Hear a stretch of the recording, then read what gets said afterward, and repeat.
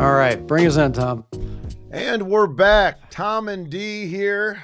Tom in Bloomington, Indiana, and I can tell by your background that you must be in KC right now. You're not in Denver. I'm in KC. That's right. Yeah, my 95% home. And I'm wearing my Tigers hat because the baseball season has started again. And if those of you who have tuned in before know Darren and I, we share our love of Indiana University sports and also our love of the Detroit Tigers. So, you know, I had to put that on, and baseball season is here again. Yeah, you're definitely the bigger fan, that's for sure. Well, I mean, a little bit. Yeah. A little bit. Yeah. I have the baseball package, so I watch all the games. You watch them when they're in the playoffs or on national TV. There's a few different. You somehow always have to bring in your package into every conversation. I am always talking about my package. Tom and D. Two middle-aged idiots. Things have been going well. I'm still, I'm midway through the semester here at IU, and the kids are really learning a lot about voiceovers and stuff. We're doing a project right now where we're talking about character voices and stuff. So the kids are really getting excited about doing different animation and, character voices and things like that. And you've been very busy. It's hard to get in touch with you these days. Oh my God. I've been all over the place, and still more to come.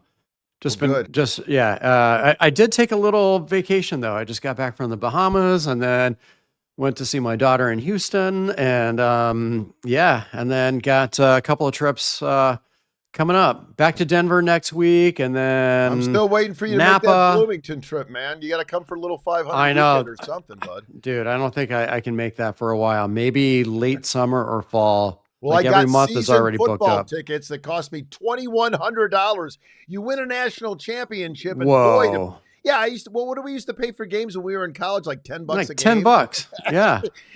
Now I'm paying $2,100 for season tickets. I know. Oh my God, yeah. If we paid like an extra $10, we could actually go in and play for a few plays. Yeah, a few downs. Yeah, they give you a helmet if you paid $20 a ticket.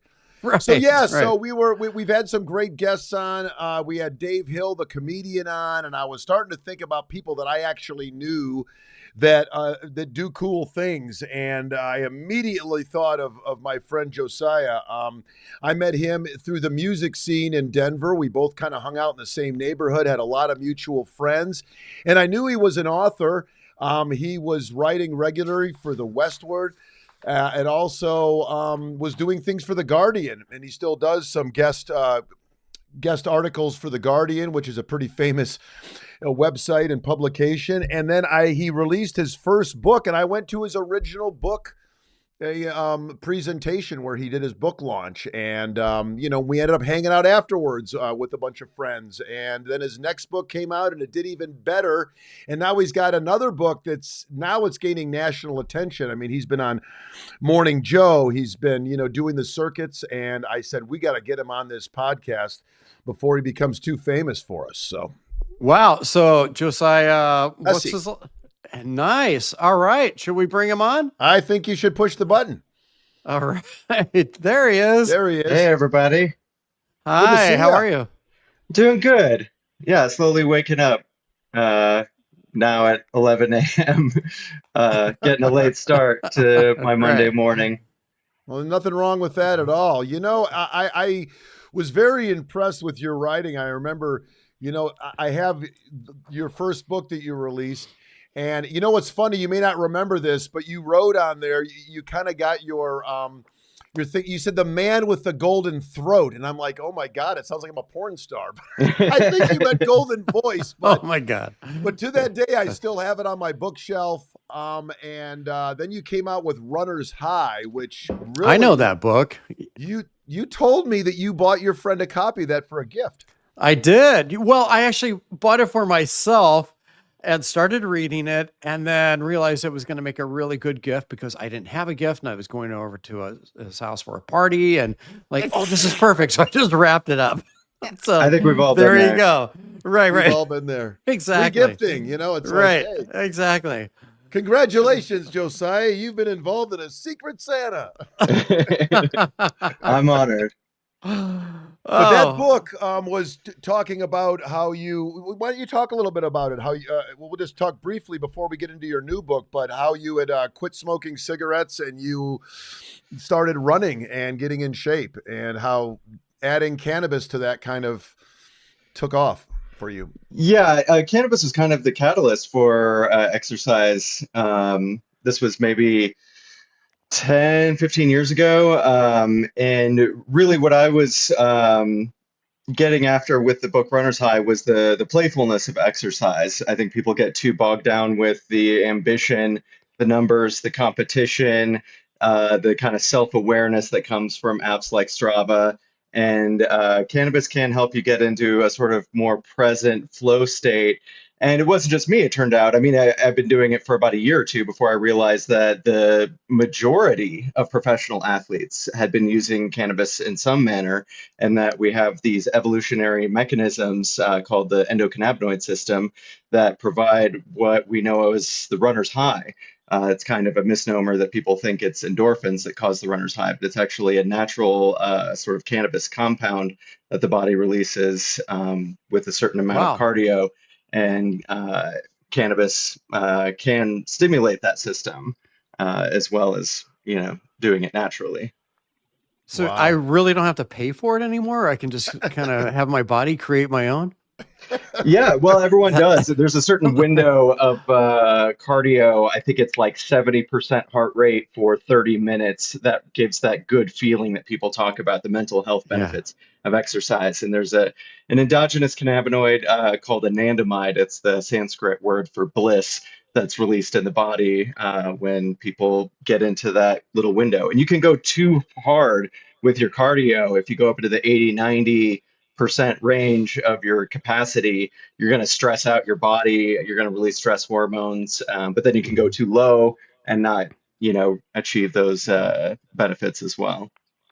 Wow, Yeah, that's fascinating. I know two people, one of which she lives in Denver, and she is one of those runners that goes like 150 miles, does these crazy long runs. And she would say, and she's a recovering alcoholic, so she doesn't, party, but she says that it's almost like tripping on acid sometimes when Oh yeah. she's running for that long. But yet again, like you said, she's probably in that comfortable 65 to 75% range, not going into the 80s where she's going to get stressed. And then we had on our podcast my stepbrother who did 7 marathons in 7 days on 7 continents. And think about that for a second because of all this, the being tired and then having to get on a plane and then, Mm. going to another Yeah, that's country and running the another world marathon. It's called. the Yeah. World Marathon Challenge. And I was asking him about that. And he says, oh, definitely. You get to a point where it's almost like you're not even thinking about the running. You're just kind of enjoying this, buzz in your head. So, Yeah, and it's definitely a kind of reckless, wild way to live. I read books about ultra marathon runners, and to me, it reads just like Keith Richards' autobiography. It's a crazy, dangerous, but very exciting and adventurous way to live. yeah, for sure. For sure. Talking about a crazy way to live, you grew up in a small town in Iowa. You were born and raised very right wing religious. Was it Pentecostal? Was that the or Seventh Adventist? What was the name of the church? Well, we were non-denominational, which is almost a denomination unto itself. But yeah, for all intents and purposes, we were Pentecostal. So Right Oh the on. my God. speaking in Well, tongues, the shaking, the sprinting, the wild music. yeah. And Pentecostals make Lutherans look like Presbyterians. I don't Yeah, know what that means, or but monks. that's right. No, but and then upon doing some more research and checking out your book and whatnot, it turns out that you grew up in the same town as the author of the original musical, The Music Man, which was made into a huge movie, and it's something that probably all of us have seen, or at least Mhm. know some of the songs or some from it. And it's kind of almost what's happening in the religion, where you've got these kind of, I don't want to say false prophets, but they are. I mean, they're They're coming along like a snake oil salesman, trying to sell you on something that's not just you're spending your money, but look at where our country is now. And I say a lot of that had to do with the Christian right and their following and allegiance to certain political leaders, to whereas they forget all reality, and they see something in front of their face, and then all of a sudden they're like, no, but he says, or but my preacher says, or my pastor says, and it's like, whoa, you have really bought this one, hook and sinker. Yeah, well, and the Music Man's actually written about my hometown. And you mentioned Meredith Willson, the author and composer of it. He changed the name from Mason City to River City because he thought he would be tarred and feathered if he used the real name. But yeah, and the real parallel that I see between the Music Man and the politics of today, and really you can see it repeated again and again for generations going back at least a century, is finding something that's new and making it scary. And that's what the story of the Music Man does. He goes from town to town and he finds out what is a novelty in this town and how can I make them afraid of it and how can I offer this thing called a boys band, something that's from another time, a vestige of the past, a wholesome, make America great again kind of link. How can I sell that as the solution? And in the musical The Music Man, he finds a pool table has just come to town in River City, and they've never seen a pool table before, and they don't know what it is or what it's going to bring. And he's like, "Well, let me tell you, you got trouble, my friend. And your sons are going to be gamblers, your daughters are going to be whores. It's going to be, Sodom and Gomorrah once this pool table is unleashed on your young people." And then he's like, "But here's what can save you: is this boys band."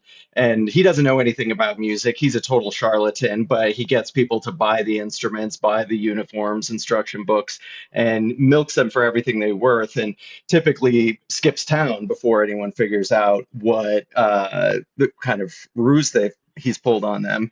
And I saw the same thing happening again and again throughout history, whether it was Black people coming out of the South and into the Midwest and the West and the East Coast, or the Red Scare, communism in the 50s, Hmm. feminism, civil rights movement, the Satanic Panic in the 80s, the war on drugs in the 80s and 90s, and gay marriage, Muslims in the 2000s. And then today it's trans athletes and socialist Democrats. It's just something that can be new and people don't quite understand it, and then you get this insidious bent on it. And Trump has used that, and his "Make America Great Again" is basically like reviving the trickle down economics of the Reagan era. But this really all started with abortion in the late 70s and early 80s. And the funny thing about that is, just like the pool table, it had been around. Roe v. Wade was around for 6 years before evangelicals said a peep about it. But they figured out in 1980 they could galvanize it politically, get people afraid of it, and you know, uh, create this whole voting bloc called the Christian right that ushered in Reagan and transformed the U.S. economy. Not for the better. No, the Oh my working class in God. America Yeah. effectively haven't seen a wage increase since Reagan.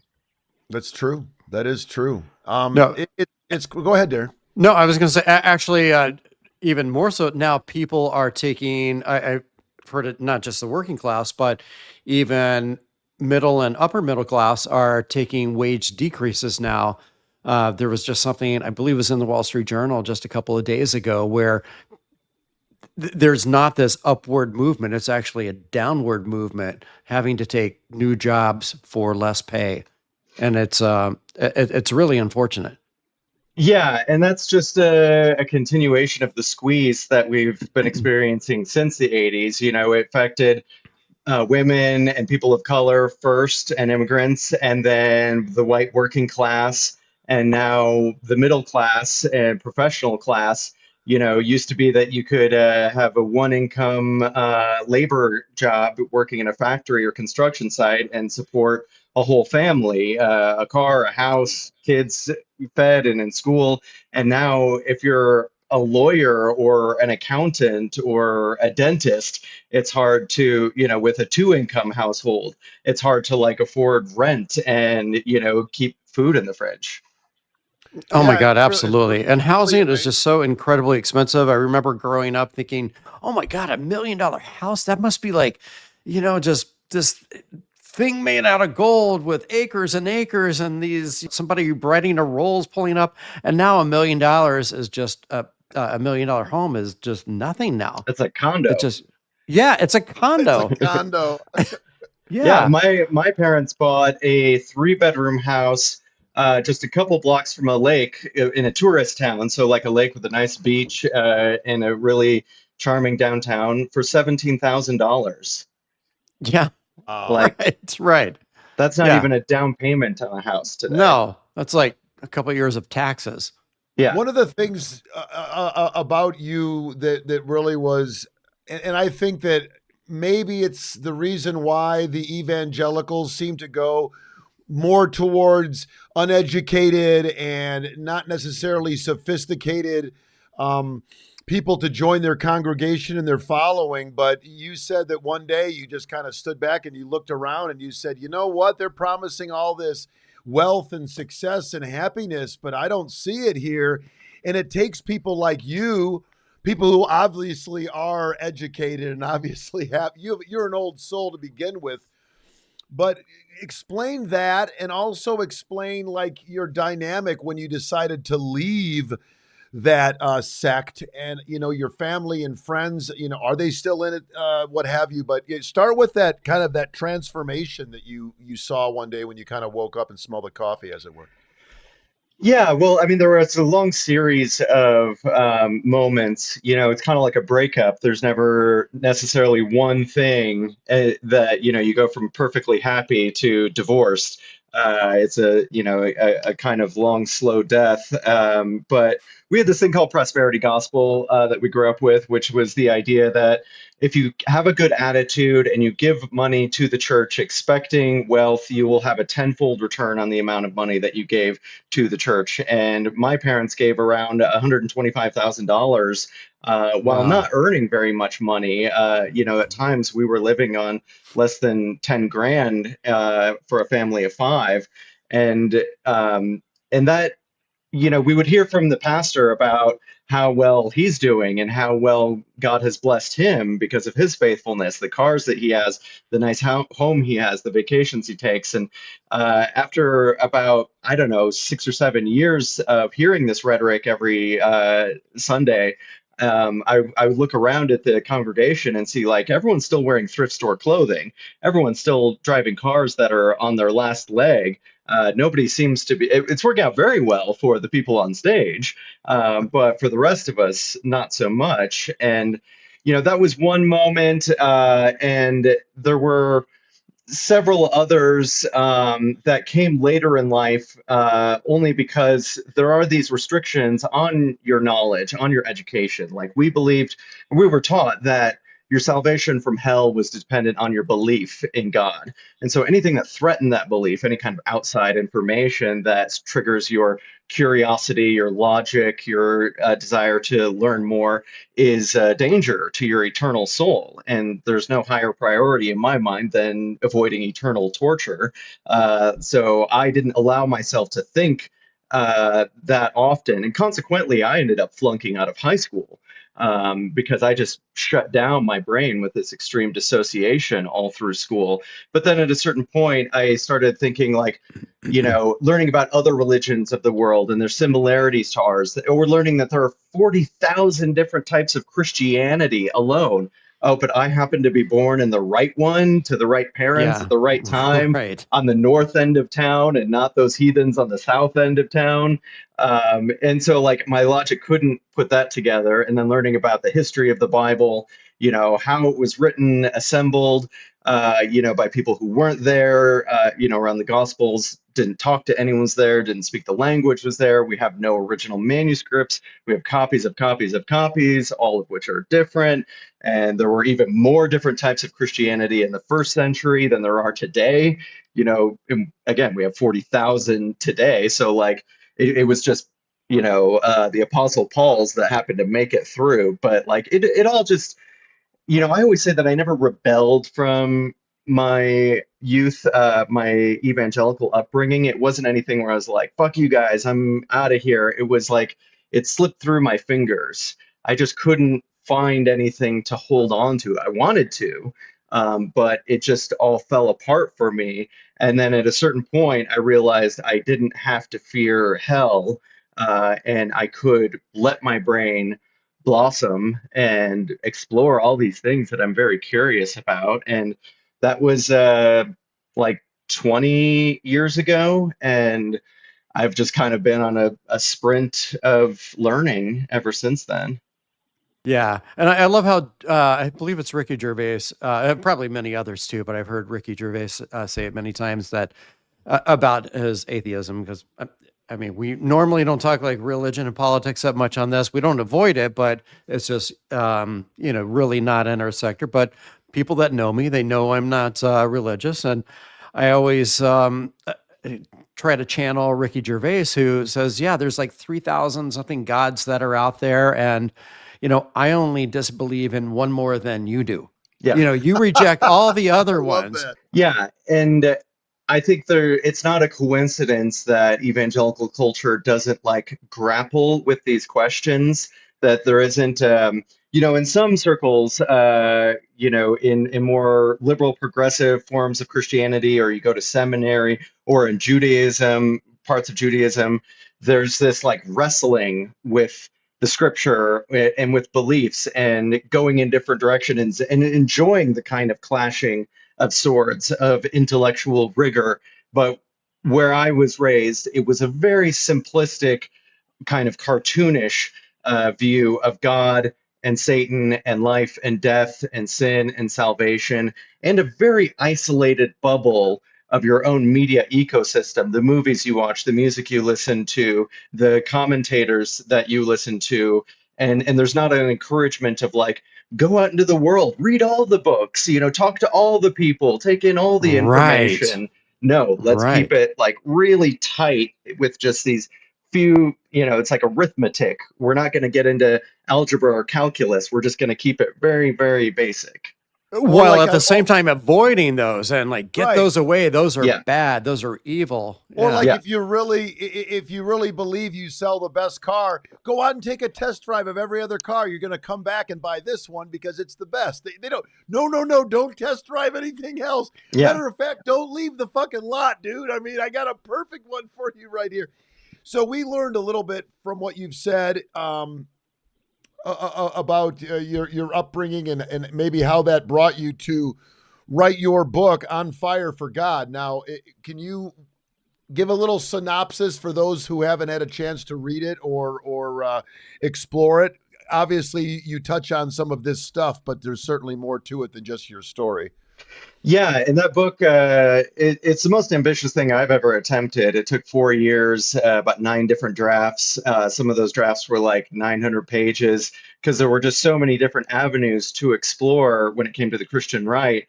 The simplest way to say it is it's a combination of memoir and journalism, looking at how the Christian right has manipulated working class families over the period of a century, going from 1925 to 2025. And I use myself, my family, my hometown, and the Music Man as a kind of through line for that chronicle of history. But there's a lot of different topics that the book touches on: economics, agriculture, popular culture, mental health, theology. But I'd like to think that I tied it all together in a satisfying way. And I'm also a very big fan of Stephen King and a lot of novels where you can tie in historical reporting Yeah. to a more emotional, captivating narrative. So the book has a lot of drama and darkness. It's very personal. So I'd like to think something in there for everyone. Oh my God, I can't wait to. So curious, when you're writing about your family and your town, your own experiences, what's harder, being honest and kind of letting yourself and those that connection to everyone be vulnerable, or Um, Deciding what not to include. What's harder there? Well, there was definitely a lot left on the cutting room floor for this book. It could have Sure. easily been twice as long as it is. But I wrote about this recently in a newsletter that, for years and years as a writer, and writing did kind of save me in my, mental health struggles when I came out of evangelical Christianity. With any, I think most creative people would agree, like you have this little bubble of playtime where you're just focused on yourself and that item and making it as exciting as you can, bringing your imagination into the physical reality. But then you don't really think like, oh, I'm going to be on NPR or Morning Joe or this podcast talking about Right. it Right. at times to strangers. And I remember when I was on Here and Now, and like the first question was asked about my dad having an affair in the church sanctuary while he was snorting meth and watching pornography with a woman Oh he was my supposed to be God. counseling out of suicide. I was like, oh, right, I did say Oh, that, didn't yeah. I? And it's true. And my dad knew I was going to say that. He said it to me in an interview that I did with him. But it's Yeah. still like, oh, this is where the rubber meets the road with this process. Sometimes you would rather just have it be your own little world of playtime, but you do have to bring it out for everyone to see at some point. Yeah. And there are things I wrote about in there that my family didn't know about me. I talk about having an issue with cutting, with self harm when I was, really losing my mind, waiting for the apocalypse, and a lot of like sexual stuff that I was struggling with that I had just never really been forthright with my family about, and I still don't know honestly if they've read it or not, or what their thoughts or feelings are on it. Wow. So, what do you hope people take away from this book?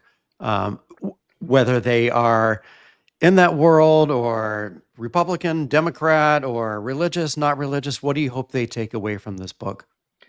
Well, and there were two kind of motives or goals behind writing this book. I mean, one is to validate the experiences of people like myself. There's the term exvangelical that a lot of us identify with. And I'd spent many years interviewing, hundreds of these ex-evangelicals, and their stories are so similar when it comes to fearing the rapture, learning to fear their bodies with purity culture, coming out of this world asking questions when they're in their late teens and early 20s and going through what's called the deconstruction process. So for those readers, I know what it means to me when I've read my story and someone else's story, and it feels so soothing to be like, yes, that was me. That I experienced that. I thought that. I felt that. And then at the same time, for people who have had no experience to exposure to this world, who know nothing about it and are curious about the Christian right or evangelicals or conservatives or the working class, and would unfortunately pick up a book like Hillbilly Elegy by J.D. Vance, which is just the most useless piece of writing I've ever encountered. Like, I don't think that really illuminates anything about this world.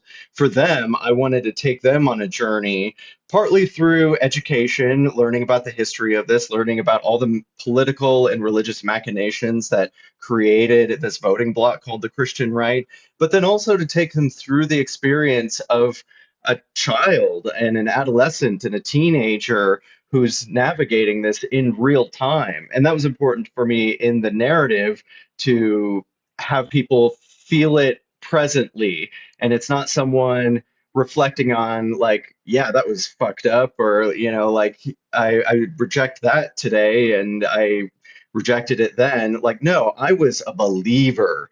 I had a passion for this. I was hungry for it and wanted to be righteous and be knowledgeable and be faithful. And I wanted people to not only intellectually understand that, but like emotionally, viscerally go on that ride like you would with the novel. Some have said though that aforementioned book by J.D. Vance, that yours is almost like the antithesis or the counter of that book. Like finally we got a book that kind of is the opposite reflection. Yeah. Have you heard that? And what's your thoughts on that? I'll happily take that because Hillbilly Elegy on a political level just kind of parrots the same Heritage Foundation, Reagan era talking points about pulling yourself up by your bootstraps and, working class people left the Democratic Party because of welfare. And if you just have enough grit and determination and you go to church, you'll be successful in America, which is just a lot of horseshit when you Yeah. consider the socioeconomic factors that people are experiencing today, like we discussed at the beginning Hmm. of this interview. And also the idea that JD Vance is a working class hero, like he sells himself as. He talks about how he comes from a working class background. Poor people are his people. He's looking out for poor people. He's a hillbilly. It's a bunch of nonsense. I mean, this guy has grandparents that lived in Appalachia, but they were doing fine. They had stocks in oil companies. They had a comfortable pension. They were doing fine. He grew up in the suburbs of Ohio with a mom who worked in healthcare. He had a middle class upbringing, and then he goes to Yale. Like Right. he's not exactly a Horatio Alger character. He's actually a lot like the Music Man, and to tie it back to, well, not only the Music Man, but Indiana. In the play, Harold Hill, the Music Man, is always talking about Gary, Indiana. He's from Gary, Indiana. He sings a song about it that's very catchy. But then they find out that he's never even visited the place, and the university he said he went to wasn't even built when he said he graduated from it. But he's getting these Iowa people to think like, I'm one of you. I'm from the Midwest too. You can trust me. I'm a real guy that you know. But no, it was all just a ruse, and it's the same kind of play that JD Vance has put on the American people. Yeah. Yeah, With religion and politics, I find it so fascinating to see like James Tallarico that's out there and taking this sort of, these talking points that have been the Christian right and why they vote a certain way or feel a certain way about people or policies and really turn that on its head, using, his view of religion. Oh, well, I think he's fantastic. I've interviewed him for articles in the past, and there is this storied history of progressive Christians in America that have been on the side of social justice. The abolition movement was led by Christian leaders, the civil rights movement, women's suffrage, the New Deal, Jimmy Carter. We have this history of progressive Christians in America that kind of fell by the wayside in the 80s when this conservative brand of evangelicalism sort of stole the show, stole the narrative. But when I was touring through the Midwest on this book tour, I would say like 60-70% of the people I met were progressive Christians. A lot of them were like silver haired old ladies that were lesbian pastors. So there's this groundswell, I think, of progressive Christians that are going to reclaim this, you know, very rich history in America. I'm not one of them. I'm a non-believer, but I definitely champion their efforts. Right. And we're starting to see that in Texas. And even, I don't know if it's tied to that sort of philosophy with what just happened in Florida too, but, different seats that are changing and it's pretty amazing. absolutely. Yeah, and James Tallarico doesn't have to reach that far to make this argument that Jesus was a progressive or had progressive ideas. He was pretty clear on his stance on the rich. Multiple times he spoke plainly and directly that rich people don't go to heaven. And when people ask, like, what should I do to achieve salvation? Well, sell everything you own and give it to the poor. Like, he's not mincing words on this issue. No. No, Jesus and Santa would both be communist in today's Yeah. view. One thing that's interesting though is that you're a very polite, well-spoken, And I know you on a personal level. You've got a big heart. You're a kind person. You're very well liked. I mean, I don't know anyone who doesn't say that Josiah is like the nicest guy. He's such a good guy. And some of that has to be some of those Christian values that you got when you were a child, and some of the do unto others kind of things that may have been the good side of Christianity. But I also have said to people that, because they know that I'm not religious either, is I'll say, you know what, if you look at this book and you say, you know what, this is kind of an example of some lessons and how you can do, and if you follow these good examples in here, love thy neighbor, take care of of shelter the poor, take care of people who are suffering. If you follow those lessons, you'll probably live a fairly happy life. It's when these people like the Music Man, example where they kind of twist it for their own benefit. And thank God that you've taken those good things. I just say when someone says they're Christian, I'm like, yeah, well, you know what? If you looked at Christianity and said, okay, you look at the 10 Commandments, thou shalt not kill, thou shalt, you look at them like, okay, you'll probably be a decent person if you. And I'm not. I'm Right. just saying that It's a there good are thing that was some- written down, because I was going to kill everyone, but it's written down. Like, Jesus. Well, and there I had are all a kinds lot of plans. there are a lot of conservative Christians that make the argument that without the Bible, without this instruction, we would all be killing and raping and stealing from each other, That's my that this point. is Right. who we Yeah. are as human beings. And, the conservative Ben Shapiro has often made this argument that even if you aren't a believer, you've been influenced by Christian values, and it's only these parts of the globe that have had this saturation of Christianity that have the upstanding moral conviction that they do, and which is a kind of like subtle racism against the whole Yeah. eastern half Yeah, of the globe. And that's a very selective part of Christian history about, right.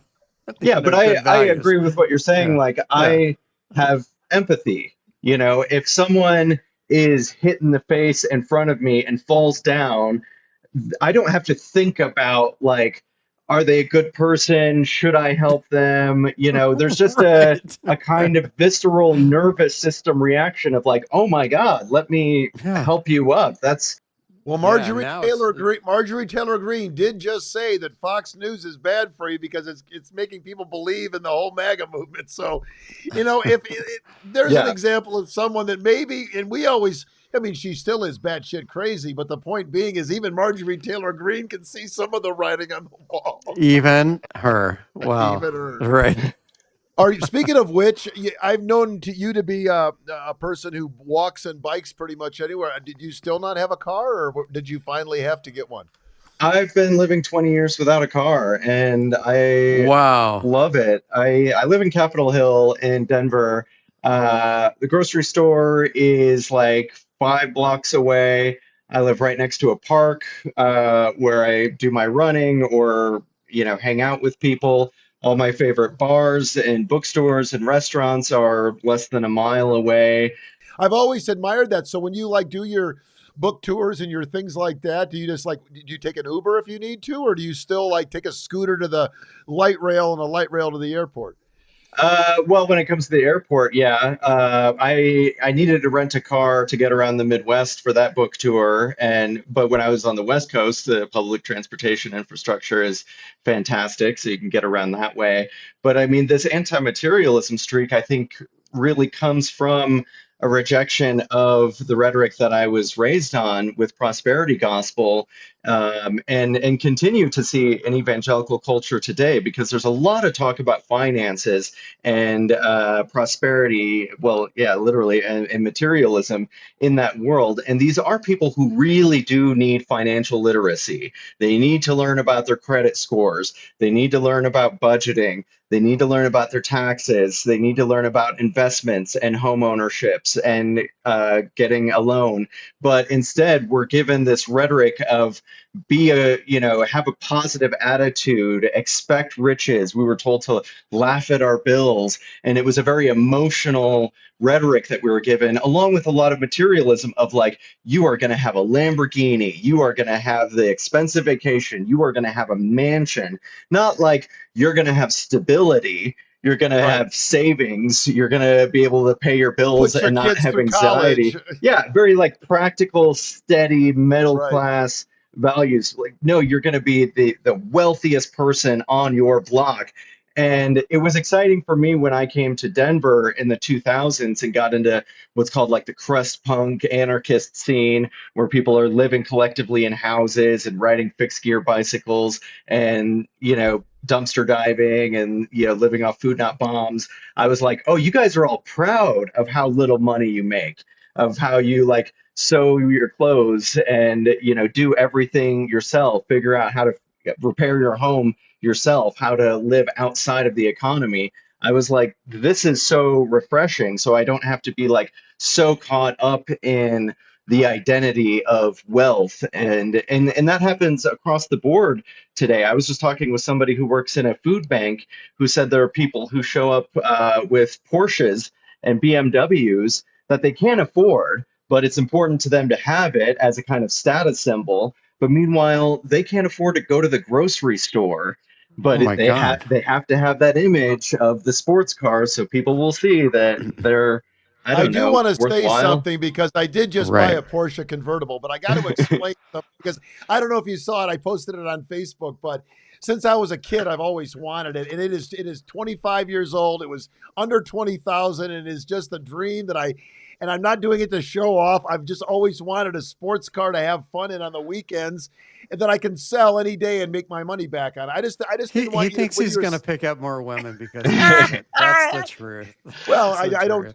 Not I've if I'm always driving had with you. I've Only always two had the people same can fit thing in with it. the Right. Dodge Challenger.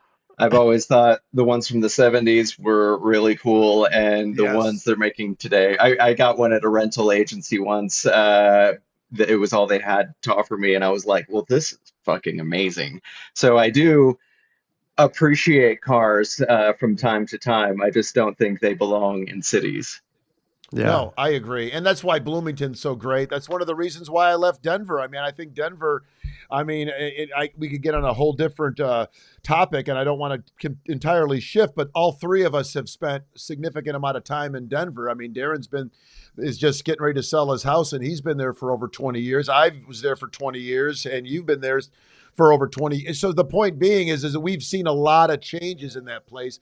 And one thing that I liked about coming back to the Midwest, not just to conservative Indiana, but to progressive Bloomington. So I don't feel the uncomfortableness of the white Christian and evangelical crowd so much.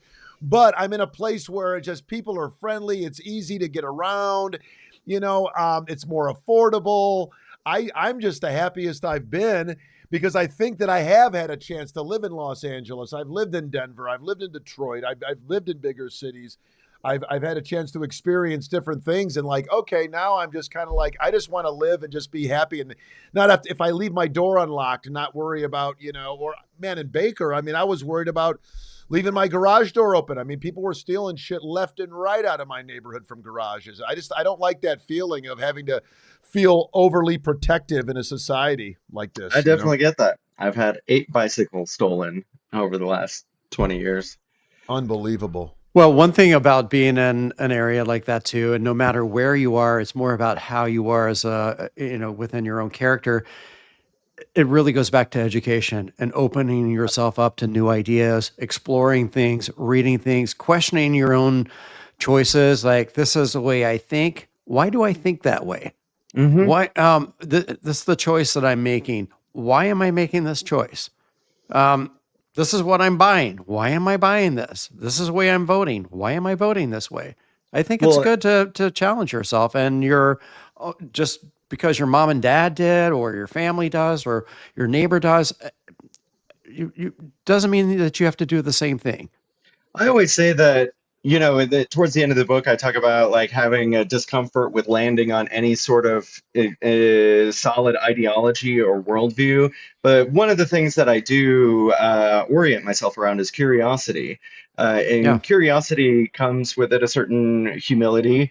In debate, you just always are framing everything that's coming at you as like, how can I attack this? How can I defend myself? I'm on this side, they're on that side. Yeah. Curiosity is I want to know for the sake of knowing, not because it's going to make Yeah. me rich or popular or get me laid, but I just want to learn Yeah. because I have this itchy, relentless curiosity. Curiosity. And I Yeah. think in an interpersonal level, when I was doing these interviews for the book, I interviewed dozens of people, probably over 100 for my hometown.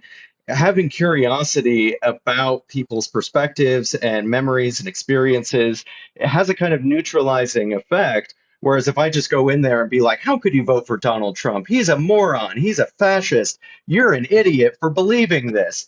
But if I go in there being like, tell me, what do you think of him? Like, what motivated you to vote for him? What do you think he's done well? And just genuinely interested and not Yeah. like, oh, I'm going to use this information you're giving me to find a way to, attack you and make you feel like an idiot. They'll sense that and kind of clam up and Yeah. find a It's the way to. canon response, fight or flight. Yeah, but if you're Yeah. just genuinely curious, you also learn a lot more. And you learn about yourself as well when you have to like, articulate what you believe and challenge what you believe.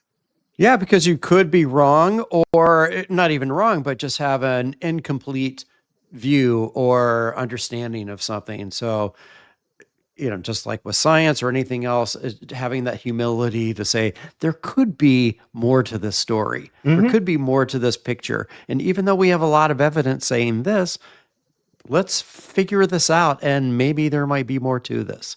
Yeah. I don't And know. I think Trump voters are fascinating. I think Fox News is fascinating. I watch more Fox News than anyone I know, including conservatives, not because I want to like know the enemy or defeat them, but I'm like, they come to a completely different conclusion than I do.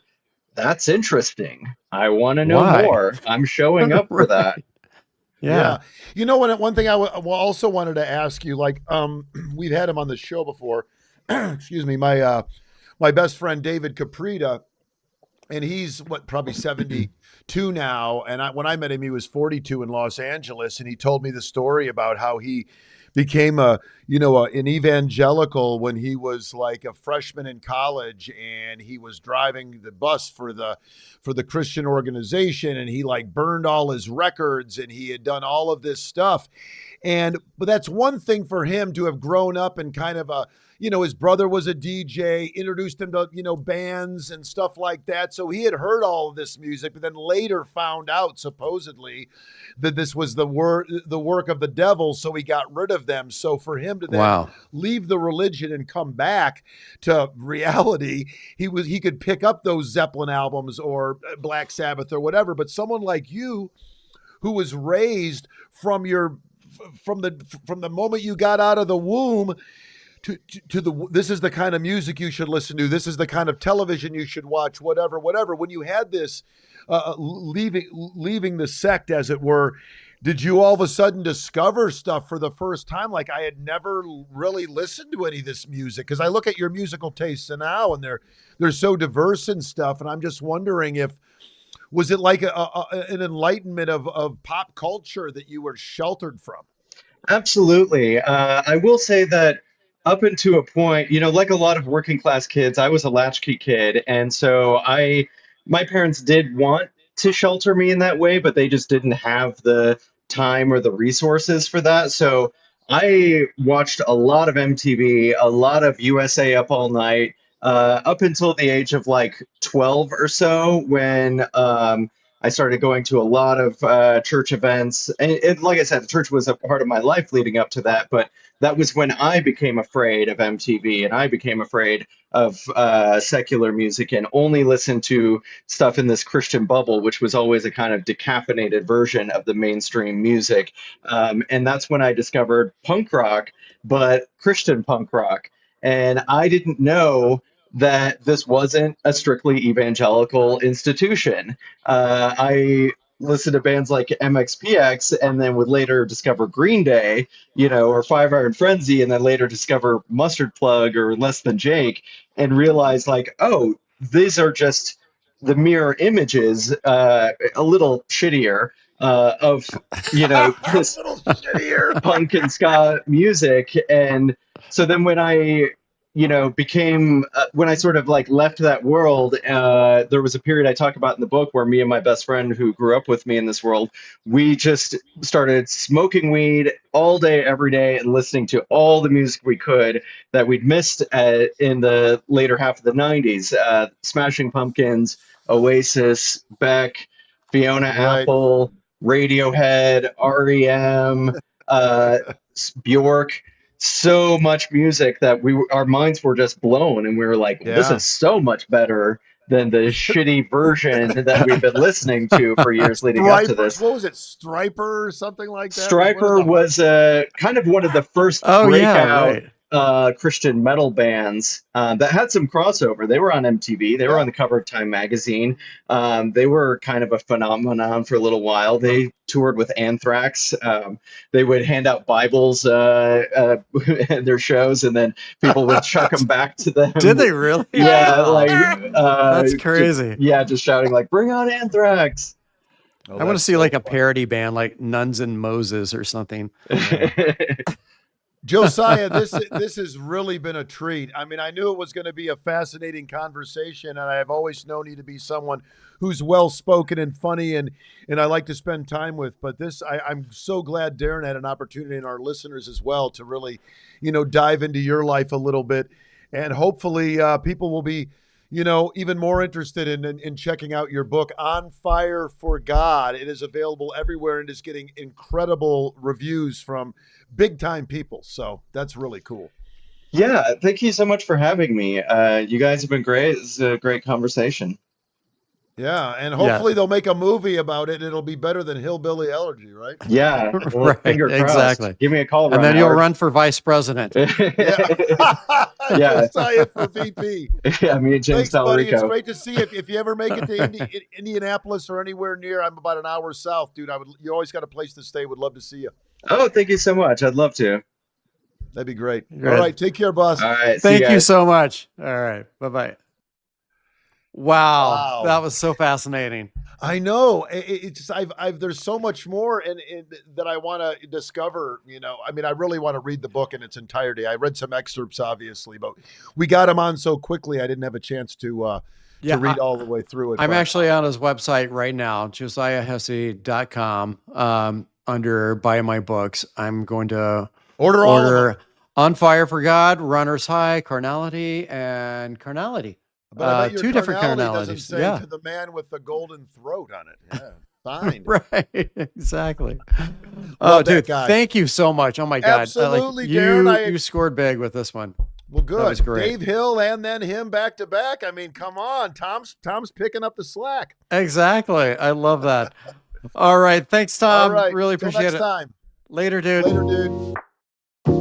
Tom and D. Two middle-aged idiots. This podcast is produced by 224 Media with voice and audio support by Fry on the Fly Productions.